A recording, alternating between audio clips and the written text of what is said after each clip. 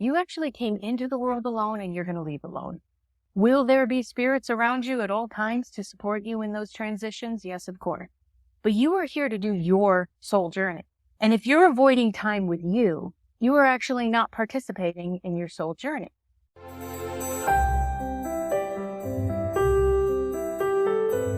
Hi there. Welcome to Intuition, Your Success Compass. Thank you for being here and for bringing your amazing energy into this space. I really appreciate all of you who are listening, who are watching, and who I get to interact with on a daily basis.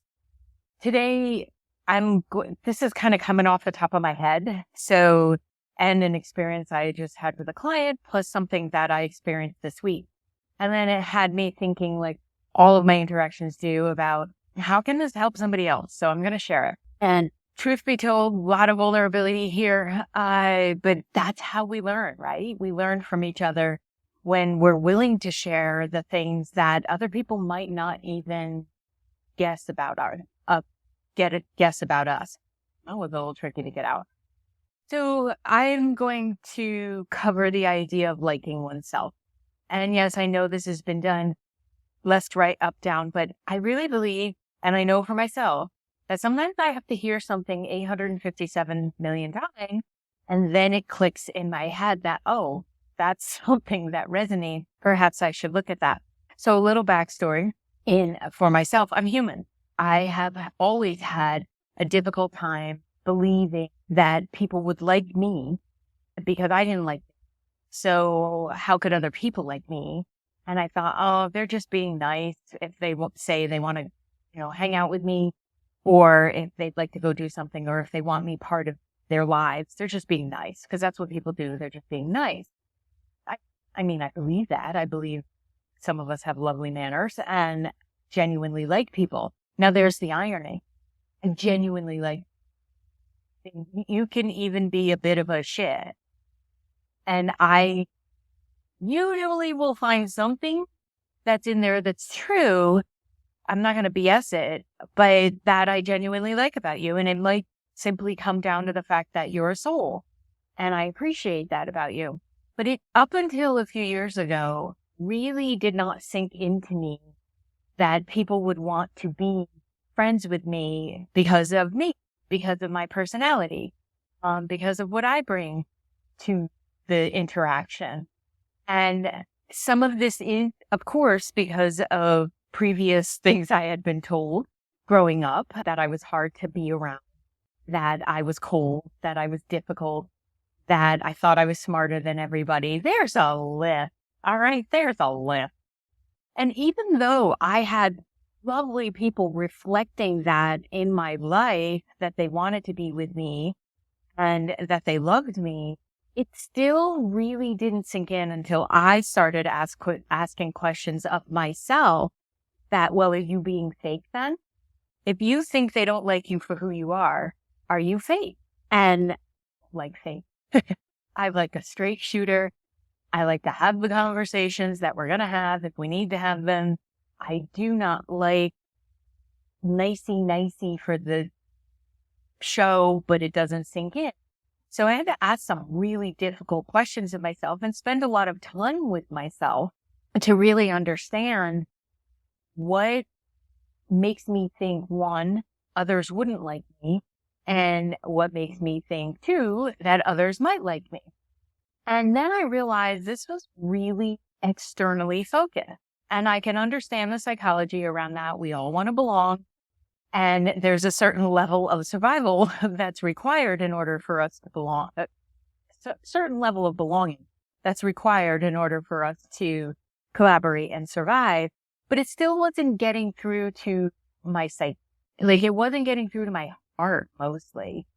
And I decided, after my husband passed, that I was going to spend quite a bit of time with myself, by myself, and figuring out what are the things going on? What are the levels going on that are creating this doubt within myself that was so egregious and so false, because I am very intentional about my words and my action, and I'm kind in my delivery.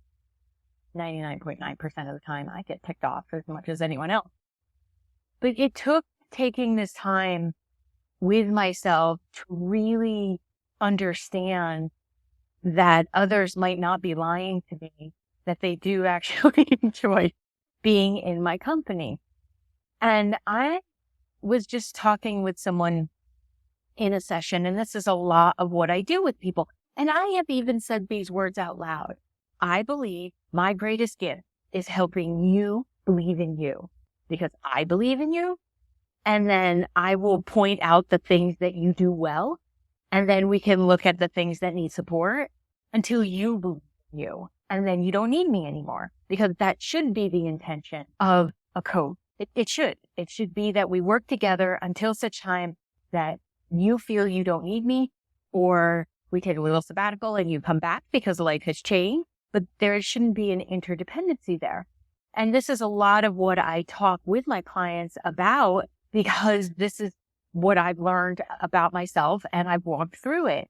And I was just having a conversation with someone, hadn't planned to do this topic, but since so many things are lining up together, I thought Spirit is pounding me on the head to get this message out. So I'm going to do it for this week's podcast.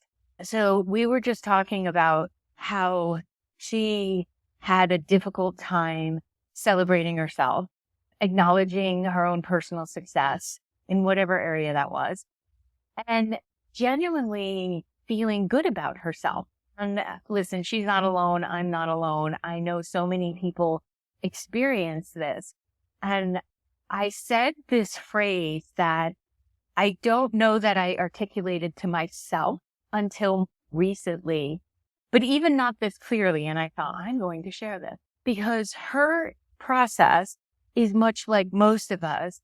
And what I said to her was, wouldn't you love to feel on the inside the way you project on the out? So externally, we often project a perception of, we're okay, we got this together, especially those of us in the Gen X area, that, yeah, there might be some stressful situations, but it's all good. I believe in me. It's all good. But then we don't feel it. And I know for myself that my system knows when I'm lying. And I'm 54 now. I would say for 51 years, I lied to it. And I just got done what needs to get done. And in the last 3 years, I've been more focused on my inside meeting what I project to the world. Because what I project to the world, I believe to be truthful and genuine and the essence of who I am. But I wasn't giving that gift to myself. I was not allowing myself to see that those are all good qualities. And those might just be the reason that someone would like to hang around with you.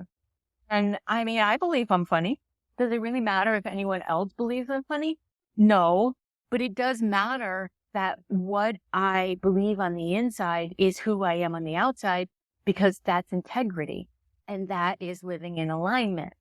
And I recently realizing that is what I'm really good at as a coach, is helping people to connect those dots. Because of course, we teach what we need to learn ourselves. The universe is so fun, isn't it? So as we're talking about how would you like to feel on the inside as you share with others, I asked her, well, how do others see you? Like, what are some of the qualities? And we discussed that. And then we talked about all the things that get in the freaking way of actually being able to do that. And I thought, you know what? I am going to jump on and I'm going to talk about this. So what if you considered, unless you are a raving biatch, that you gave to yourself what you offer out to the world? And if you are a raving biatch, you're probably hurting. And I would like for that healing and that love to find you as well. But for right now, we're going to talk to the majority of people who are showing compassion and caring and kindness and humor and helpfulness to the world. I want to talk to you because I believe that to be primarily my audience, because I have the best podcast audience in the world. I know other people think they do, but I know this is true. So speaking in those terms and those to you and your beautiful wiring, why is that you're not allowing you to like you? Do you know? Because I didn't. I did not understand why I was protecting myself from liking me, loving me. And I do believe that those are two different things. One can lead to the other and they kind of feed each other. No, I didn't know that I was protecting myself from being disappointed in myself for not living up to what other people thought I was, for having miserable thoughts. I mean, it's a brain, it's a heart. I have miserable thoughts sometimes. Sometimes I don't want to talk to somebody. Sometimes I just want to be in my own cancer crab shell and just hunker down. I didn't know, even with all the work I've done, all the therapy and all the reading and working with others, it made complete sense that other people should like themselves and love themselves. It just did not freaking occur to me that that was a gift I could give myself until such time I realized it seems like you're shorting yourself and therefore shorting others. So do you know why you're not allowing yourself to like you? Because it is about choice. It is about allowing ourselves to appreciate who we are. I understand, and I'm going to talk about some of the dynamics or some of the characteristics that may show up that perpetuate this. And I won't get too much into childhood stuff because we are all children walking around in an adult self, and we all have a responsibility to make good with that child, heal that child, and be the adult walking around in the world, like no longer blaming our circumstances, but actually showing up to clear up the stuff. So while I understand that, of course, our past patterning and experiences and trauma are going to impact it, I am going to encourage in this conversation that we realize we don't have to be a victim of that any longer. And we can actually say to that voice in our head, I just don't believe that anymore. I'm actually a very kind, likable person. So of course, one of the first things is that negative self-talk, right? We all have an inner critic. And I believe this inner critic actually serves a purpose. It's what keeps you from jumping off a cliff and says, that's probably not a good idea without a parachute. It's what does consider and maybe reconsider the job opportunities or dating that person. It's just that when external forces come in, be it parents, society, partners, the narcissist in your life, but we have to stop blaming them too, because if we're in concert with a narcissist, we are in concert with a narcissist. So having been there, it does take a lot of awareness and permission and strength and courage and bravery to say pound salt to that person. But those types of interactions can feed that critic. So I believe that once we acknowledge the fact that, oh, I have one and it's supposed to be there, you start using it. You use your powers for good. You start using it to benefit you. So when your inner critic is constantly putting you down, I suggest you look to it and say, and you're not going to say anything to me I haven't already said to myself. Yes, I know we're talking to the same voice, but as soon as you make a little bit of space and you have it be that energy that's sitting in a chair across from you or something that's not in on the conference, like you be the observer in your own life, which is really what we are, spirit and soul, observing and then integrating with its physical self. As soon as you can look at that inner critic and say, I just don't know that that's true, it will calm it down. The critic just wants to be heard. It's trying to save your stinking life. Can we give it a little credit here? Can we say, I appreciate you trying to save me from future disappointment, but that's not living. Life is going to have some disappointment, but I really want it to be filled with all the joy too. And I can't experience all the joy if I'm constantly on the lookout for the disappointment. So it's essential to identify not only that voice, but what it's saying, and also challenge those negative thoughts. Now, I like to come at mine with curiosity. Why would you say that? Where did that come from? You become a reporter. Who, what, where, why, and how? Like, is that true? Byron Katie. Although, question, but she did a lot of work around, is that true? Or is this something you're feeding me because you think you're saving me, but you're actually being a giant pain in my ass? So knock it off. It's okay to have a shut the you-know-what conversation with it occasionally. But I have found if I talk to that voice in a way that I want to understand what's going on here, it feels heard, it calms down, and it's worth it. And that was a lot of what I started doing because truthfully, after my husband passed and I had to take on even more than I was already doing beforehand, and then I realized, whoa, he actually was contributing. There were times where something would come up that he was just naturally very handy. He could fix things to some degree, but he understood how things work and he could do those things. And I just didn't have that brain, I thought, until that voice came up at one point, and I got so tired of hearing that voice that I actually told it to shut the you-know-what up. I have a brain. No, my brain is not in deficit to his brain, and I can figure this out. And if not, there's always you too.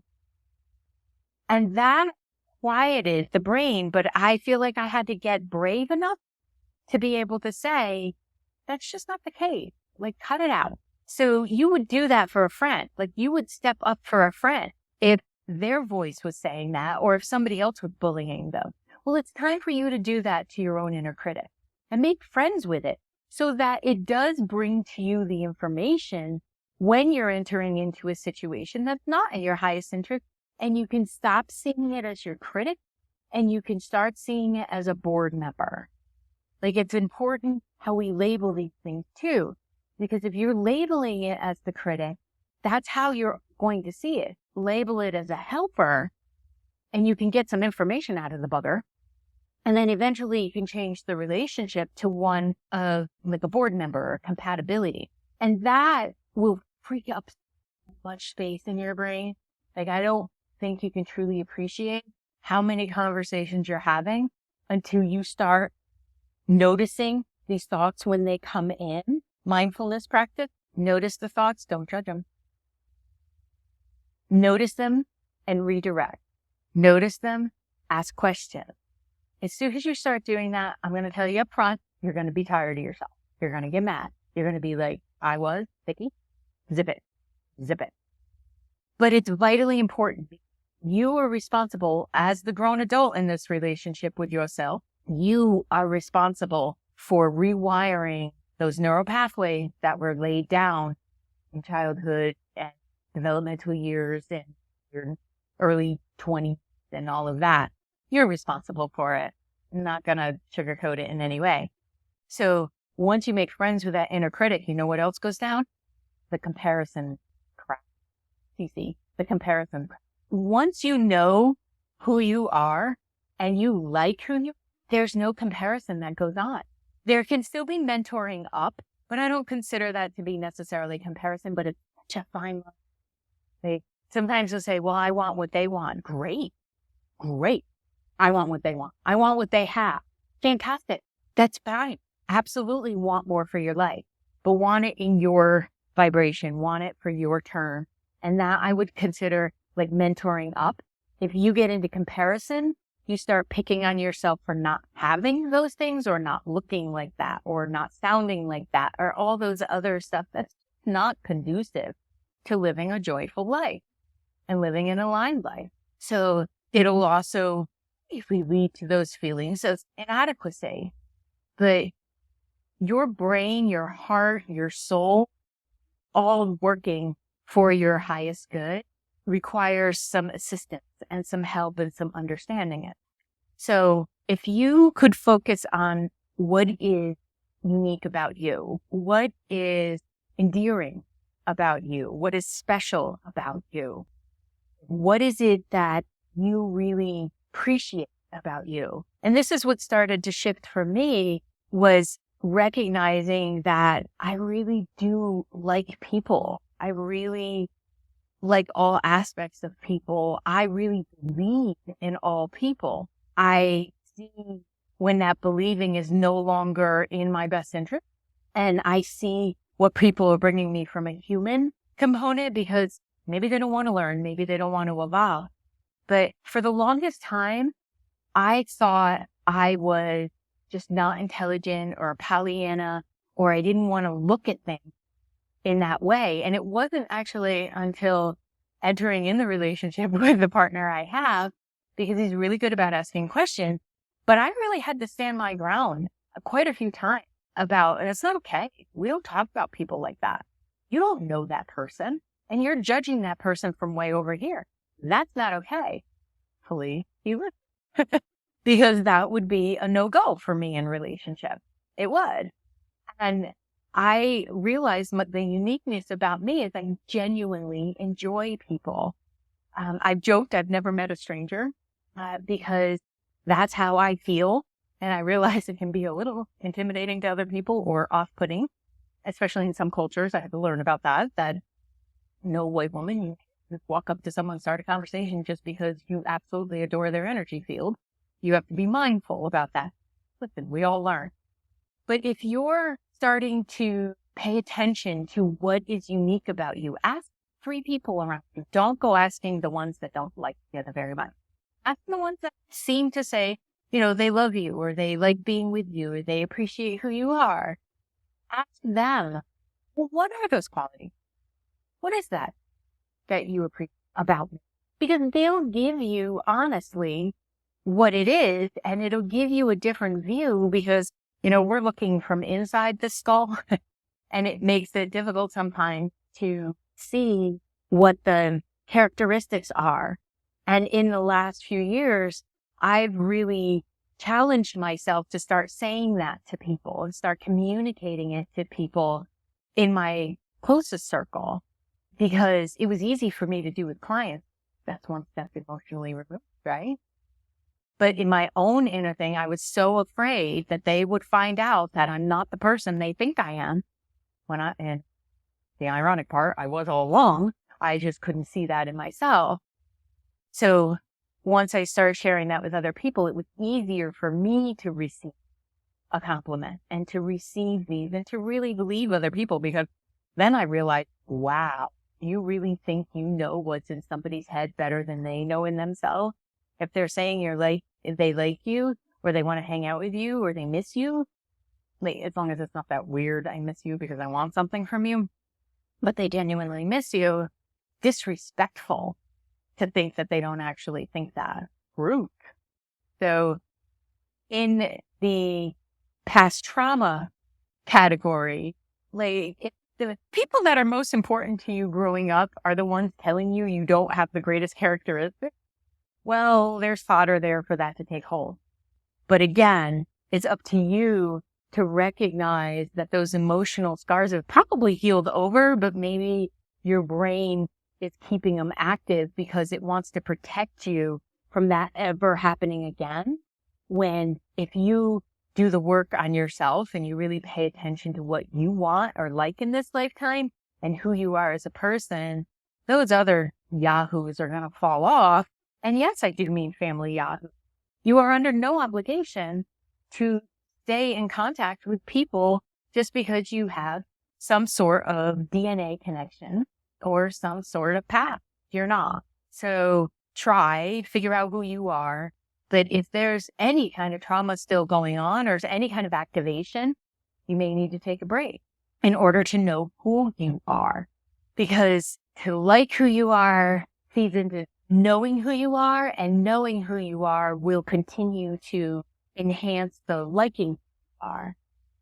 But you have to have some time to with self. So if you're avoiding showers, I think I know, and I worked with some people who are like, Vicki, I just can't get up to take a shower. I'm such a, they'll judge themselves for not doing that. And I'm like, oh, honey, is it because when you're in that space, the emotions start to flow, the, conductivity of water and energy, and there's nothing else to look at, to think of, and you pretty much know what to do already, so your body just does it, and then that opens up the door for these emotions. And I remember saying that to a client and her looking back at me with this feeling of such loneliness, that we all know that feeling of being so desperately alone. can I please tell you that that feeling is often the energy breaking open. You can step. So if you're avoiding quiet, staying your constant chatter, fill me up. If you're avoiding the quiet time in the shower, try it out. Try it out. I do not believe there's someone who started crying and never stopped. If that energy is coming up, it's got to come out. So in the experience of healing and allowing those emotions to flow, it's crucial. It's absolutely crucial to have them come out. And I'm going to lay something on you here. You actually came into the world alone and you're going to leave alone. Will there be spirits around you at all times to support you in those transitions? Yes, of course. But you are here to do your soul journey. And if you're avoiding time with you, you are actually not participating in your soul journey. And maybe you hire a therapist or someone who can hold that space with you, because the idea of doing it yourself, you know intuitively is too great. How wonderful you know yourself. Find that therapist and do not settle. You deserve the best. Do not settle. Hear me? Hear me? Don't settle.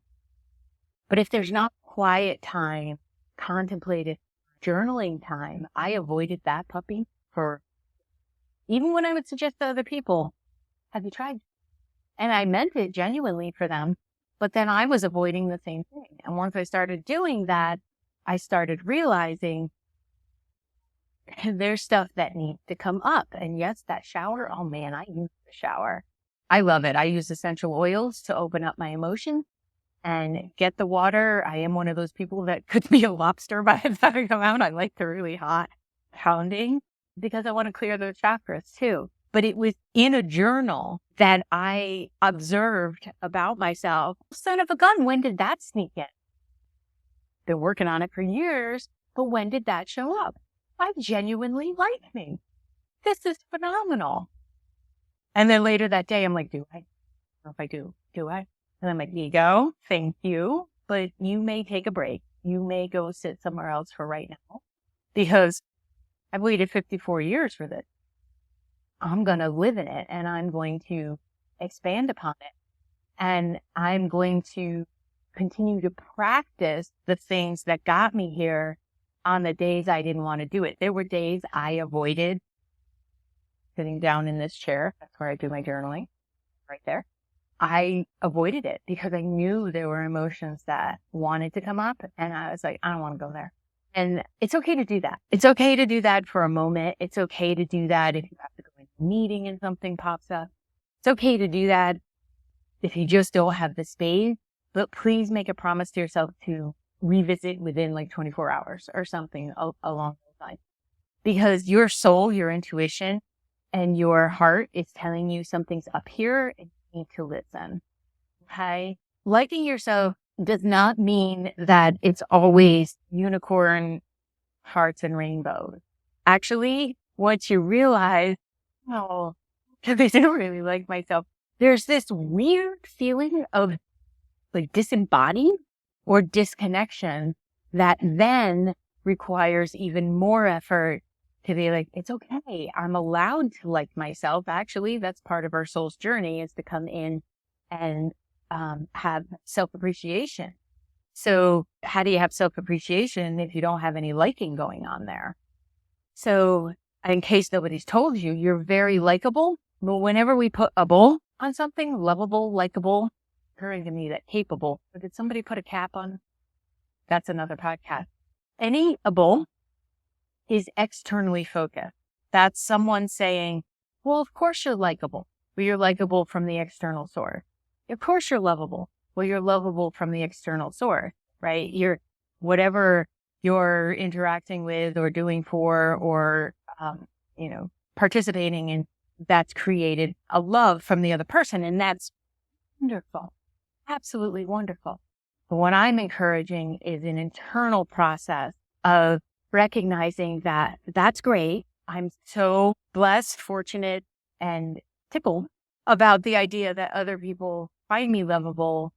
I would like to find me lovable from the inside. love internally, love from my own self-worth and value. So what you're doing is you're taking that external validation and you're borrowing a little bit of it, but then you bring it internally so that you're not relying on someone else's approval of who you are, what you've done, any of that for your self-worth. So if you can shift your validation inward, and I highly recommend you do this by what are the things that you've done well today. If you've listened to the podcast before, you know that I always recommend celebrating what we consider the small things. So brushing your teeth, folding the laundry, going for a walk, calling that person back, getting a project done, whatever it is, going grocery shopping, having a tough conversation. When you celebrate all that, come from the I place. I did that. Wow. Proud of me. That feels really good to acknowledge this and to know that I've done that, because then that will build on as well and give you the confidence and the inspiration and the self-surety to expand more fully, expand to learn more about yourself. You know what really is, I've come to realize the real gift in liking myself, besides my cortisol level, or by testing, my stress level as well, that I feel, I don't know that I have words for it just yet. It's still completely locked in, a little new. I'll be totally transparent on it. And I'm happy to say that years of paying attention and working and allowing, there's a lot of allowing, is that this is truly possible, because I actually don't mind if anybody doesn't like or doesn't line up with the type of work I do, or isn't thrilled about the life I lead, which I don't know well, I guess it could be boring to some people, but absolutely wonderful for me. But that's what's happened, is I no longer fear that anyone is going to not like me, reject me, feel like I'm not worthy enough for their interaction. And it has helped me to feel like I don't have to diminish my own self-expression. I can completely share with other people that I love a good pun and dad jokes, and not feel like all eyes are on me no matter where I am, because I have told my head many times that other people are not thinking about me. They're thinking about themselves. I know this to be true, but my heart, my subconscious still felt like, oh God, Vicky, don't be too much for people. Don't talk too much. Don't laugh too loud. Don't bring up conversations of existential qualities in this dinner, like things like that. Like all that stuff would be going on inside my head, because that is not what my family of origin wanted for me at all. And that's okay. It's okay. It really is. Because that's the next level that comes up when you're no longer fear that the very people you wanted to love you so much, like when you don't fear or you don't pay any mind to whether they will or not, it actually opens up the space for them to show up a little bit more, because we are participating in our own stories. But it also clears the deck for all these other people to show up that you can have those conversations with over dinner, and they would think it was the best get together ever, because then you're going to flip over to, ooh, have you heard the new Pink song? Or, you're just going to flow with that. So still relatively new for me to not even consider whether someone else gets a vote. And I'm carefully choosing to not use the words I don't care, because I don't want that in my vibration. So I love the expression, let them. I feel like it opens the door to creating space between us and those that may not be in our highest. Let them not live. Let them have their judgment. Just let them. What are you going to do about it? It makes no sense to get involved. But to say I don't care what somebody says about me, although it may be splitting hair, I don't want to be the person who's saying I don't care about things.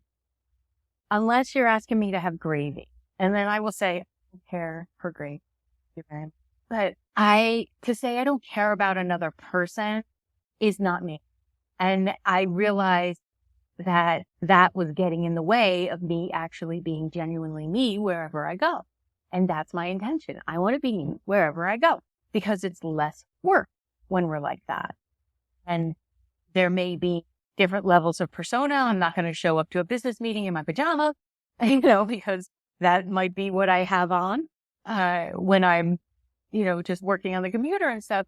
There's still going to be certain levels of protocol, right? But when you have less of a mind about what you perceive other people to be saying, whether they are or they aren't, everything just slides off of you except the stuff that is so nuanced. And I really believe that this allows us to be more present in where we are and who we're communicating with.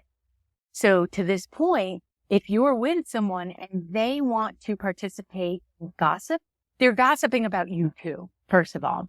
But don't participate in that, because some part of you, if you feel any kind of there, then some part of you knows that that's not how it wants to be lined up.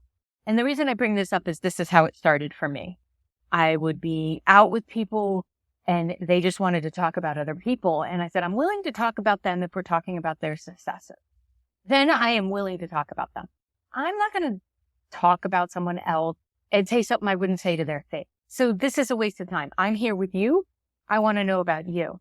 And I eventually stopped going out with that group of people because they brilliantly for them said, no, we're going to do this. We're going to talk about the latest movies and the hunks in Hollywood. And I'm like, I am in my late 40s. I didn't do that in my teens or my 20s. I'm not doing it in my 40s.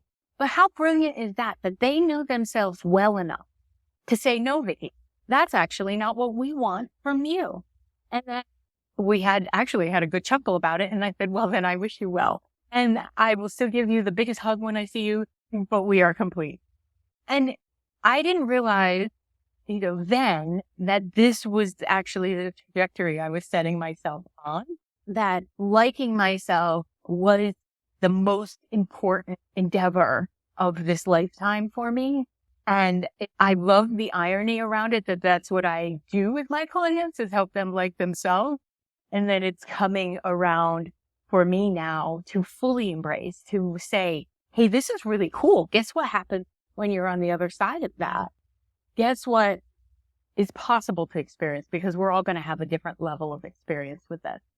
So I bring this to you with the hope that you start to look at yourself as this wonderful being who chose this lifetime to experience life, to not get caught up in the message of what is life doing to me, but how do I get to experience life? How do I get to be here? What can I learn? But not everything is a lesson. Sometimes it's really being willing to practice that self-awareness that's so important, so that we can have acceptance and so that we can be awake enough. So we just did my compass, if you were wondering there. When we're awake, the soul level, okay? The soul's already awake. We don't have to wake up the soul. But it holds a level and an appreciation for us that in the human self, which is where acceptance lives, well, it can live eventually. You connect up your human self with your awake self and then meet in the middle and have a delicious life of awareness, which was the West, and then take action. So I really do want for you the belief in self that you deserve to like you, to love you, to respect you, to honor, to appreciate, be excited by, and to really feel on the inside all that wholeness that is possible. And I encourage you to look at your own questions around that. If I can help out, I'm happy to do so. Vicky at Vicky Baird Coaching. No, Vicky at VickyBaird.com. Vicky Baird Coaching on all the platforms. And YouTube Live and TikTok lives and all kinds of places, newsletter. What I'd like to do is throw just a little bit of an ask here, but I'm going to toss something in for you. I would love for you to leave a review of what helps you about this podcast or anything you want to say about it.